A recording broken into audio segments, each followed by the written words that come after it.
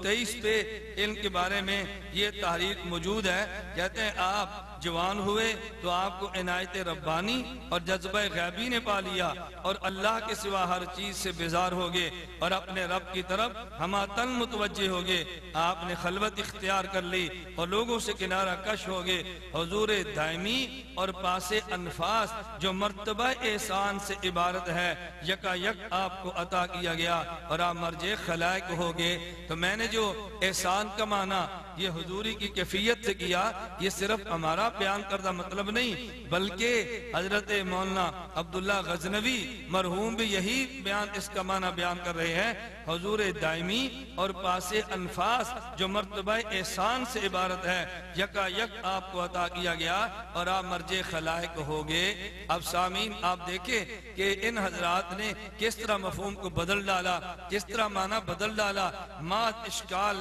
پیدا کرنے کے لیے، وسوسے پیدا کرنے کے لیے، محض اعتراضات کو پیدا کرنے کے لیے. تو اس شخص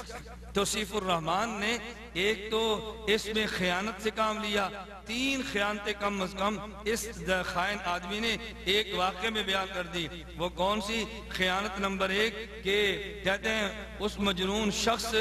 لڑکے کو جو لڑکے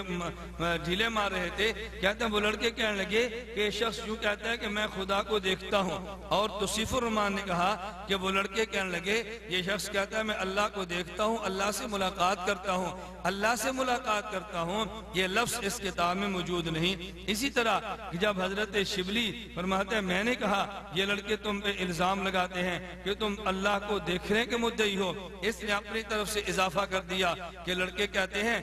تو کہتا ہے اللہ سے ملاقات کرتا ہے اور تو کہتا ہے کہ تو اللہ سے سنتا ہے. یہ جملے موجود نہیں تھے، بددیانتی کر کے ان کا اضافہ کر دیا. اور یہ جو جملہ حضرت شیخ نے نقل کیا، اگر تھوڑی دیر بھی وہ مجھ سے غائب ہو جائے، اس کے بین القوسین جو فضائل اعمال میں حضرت شیخ نے جملہ لکھا یعنی حضوری حاصل نہ رہے، اس کو تو حذف کر گیا اور خیانت تو نے کی. اور اگلا جو اس کا اپنا شعر تھا کہ جس سے غائب ہو جائے کمانا یعنی حضوری حاصل نہ رہے، بڑا واضح لفظوں میں بن رہا تھا. خیالک فی عینی و ذکرک فی فمی و مسواک فی قلبی فین تغیب. یہ بھی تو نے حذف کر دیا. یہ تم نے جہالت سے کام لیا اور بددیانتی سے کام لیا. تو تم جیسے جاہل، تم جیسے خائن اور تم جیسے بددیانت لوگ اگر توحید کا یوں معنی بیان کریں گے اور یوں امت مسلمہ پر فتوے عائد کریں گے، پھر اس امت کا اللہ ہی حافظ ہے. اللہ رب العزت امت کو تمہارے دجل و فریب اور تمہاری خیانتیوں اور بددیانتیوں سے محفوظ فرمائے. شرکی عقائد کے اندر ایک بہت بڑا عقیدہ وحدت الوجود کا عقیدہ ہے، جس کو صوفیاء اور قبر پرست پیش کرتے ہیں کہ اس کائنات میں جو کچھ ہے نعوذ باللہ ثم نعوذ باللہ وہ اللہ عز و جل کا سایہ ہے، عکس ہے، مختلف صورتیں ہیں. ابن عربی نے کہا تھا العبد حق والرب حق، بندہ بھی حق ہے اور اللہ بھی حق ہے. مجھے نہیں پتا شریعت کس کے لیے آئی ہے، اس کے لیے ایک من گھڑت جھوٹی روایت کا سہارا لیتے ہیں. کنتو کنزن مخفین، میں چھپا ہوا خزانہ تھا، میں نے اپنا آپ ظاہر کرنا چاہا، اب کائنات میں جو کچھ ہے وہ میں ہوں. یہ گمراہ ترین اہل شرک کا سب سے گندہ عقیدہ وحدت الوجود کا عقیدہ. وحدت الوجود کا یہ کفریہ عقیدہ، غور کیجئے گا، بڑی عجیب بات کہنے لگا ہوں. وحدت الوجود کا یہ کفریہ عقیدہ کفار مکہ کے اندر بھی نہیں تھا. اس کفر کی عقیدے کو کفار مکہ بھی نہیں مانتے تھے، وہ بھی خالق اور مخلوق کے فرق کو سمجھتے تھے. اب ان کے نام سے شیطان نے اس نام کو استعمال کر کے امت کے سامنے سب سے غلیظ عقیدہ، سب سے خطرناک عقیدہ جو ہم تک پہنچایا، جو حکیم الامت اشرف علی تھانوی صاحب کی کتابوں کے اندر موجود ہے، وہ عقیدہ وحدت الوجود کا عقیدہ. اور یہ یاد کر لیجئے، یہ عقیدہ وحدت الوجود اتنا غلیظ عقیدہ ہے، اتنا کفریہ عقیدہ ہے کہ اس جیسا کفر شاید دنیا میں زمین کے سینے پہ اور کوئی موجود نہ ہو. اور یہ عقیدہ کیا ہے کہ ہر چیز ایک ہی وجود ہے، ہر چیز اسی اللہ کا وجود ہے، شکلیں مختلف ہیں، حقیقت میں اندر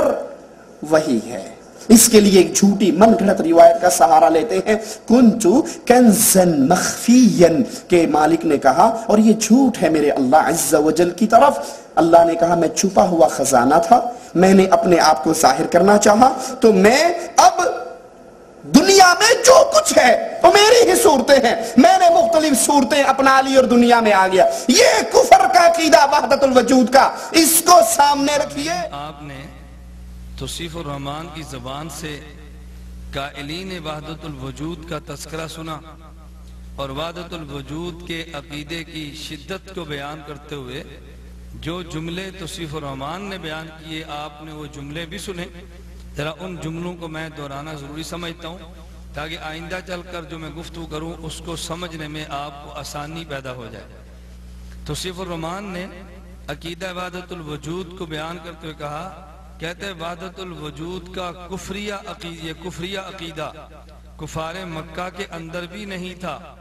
کفار مکہ بھی اس عقیدہ کو نہیں مانتے تھے، اور یہ سب سے غلیظ عقیدہ، سب سے خطرناک عقیدہ ہے۔ اور اسی وحدت الوجود کے عقیدے میں کہتا ہے اتنا غلیظ عقیدہ، اتنا کفری عقیدہ ہے کہ اس جیسا کفر دنیا میں زمین کے سینے پر شاید موجود نہ ہو، اور کہتا ہے اہل شرک کا سب سے گندا عقیدہ۔ پہلے توصیف الرحمن نے اس عقیدے کی شدت کو بیان کرتے ہوئے کفریہ، اس کو شرکیہ، اس کائنات کا سب سے گندا عقیدہ یہ بیان کیا کہ اس قدر خطرناک عقیدہ ہے۔ اور اس کے بعد توصیف الرحمن نے ایک ناکام سی کوشش اس بات پہ کی ہے کہ سامعین کو یہ تاثر دیا جائے کہ اس عقیدے کے قائل اس دھرتی پر علماء دیوبند ہیں، اس لیے یہ توصیف الرحمن کہتا ہے سب سے غلیظ عقیدہ، سب سے خطرناک عقیدہ، جس کو حکیم الامت اشرف علی تھانوی صاحب کی کتب میں یوں یہ عقیدہ موجود ہے۔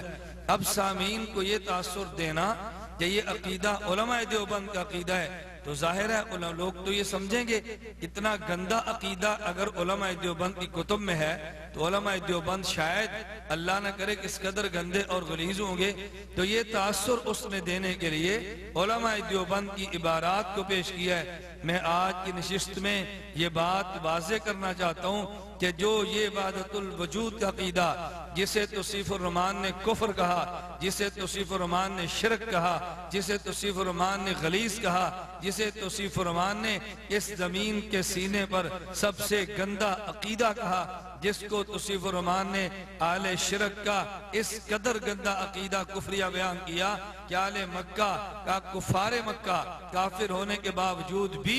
اس کفر کے قائل نہ تھے، تو اس کے قائل علماء دیوبند ہیں۔ میں کہتا ہوں نہیں، خدا کی قسم علماء دیوبند کے بارے میں یہ جو تم نے تاثر دیا کہ اس کے قائل محض علماء دیوبند ہیں، اور شاید علماء اہل حدیث اور تمہارے اکابر اس کے قائل نہیں تھے، یہ تم نے عوام کو دھوکہ دینے کے لیے اس طرز پہ گفتگو کی ہے، وگرنہ یہی عقیدہ وحدت الوجود علماء اہل حدیث اور اکابرین کی اہل حدیث کی کتب میں بڑی وضاحت کے ساتھ موجود ہے۔ مثال کے طور پہ اہل حدیث علماء میں سے ایک بہت بڑے اور جید عالم نواب سید صدیق حسن خان بھوپالی مرحوم، جو 222 کتب کے مصنف ہیں اور اتنا بڑا اہل حدیث مسلک کا عالم کہ جس کے بارے میں مولانا ثناء اللہ امرتسری لکھتے ہیں ہندوستان کے نامور سلفی اہل حدیث مولانا نواب صدیق حسن خان، مظالم روپڑی صفحہ نمبر 13، اور یہی وہ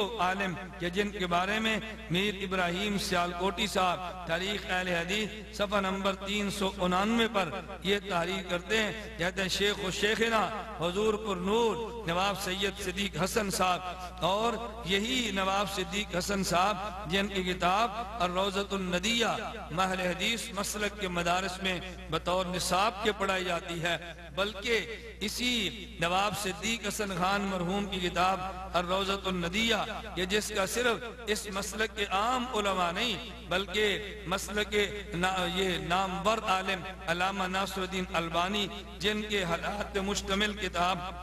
اس وقت میرے ہاتھ میں موجود ہے، جو دارالسلام نے شائع کی، ابو الحسن حافظ عبد الخالق نے اس کتاب کو تحریر کیا، اور محسن فرانی اس کتاب کے نظر ثانی اور اضافات تحریر کر رہے ہیں۔ کہتا ہے مجدد دین محدث کبیر محقق شہیر محمد ناصر الدین البانی رحمہ اللہ، یہ اس کتاب کے ٹائٹل پہ الفاظ درج ہیں۔ اب اس کتاب کے آپ صفحہ نمبر 93 صفحہ نمبر 100 یا صفحہ نمبر 70 آپ ان 3 صفحات کو کھول کے دیکھیں کہ ناصر الدین البانی مرحوم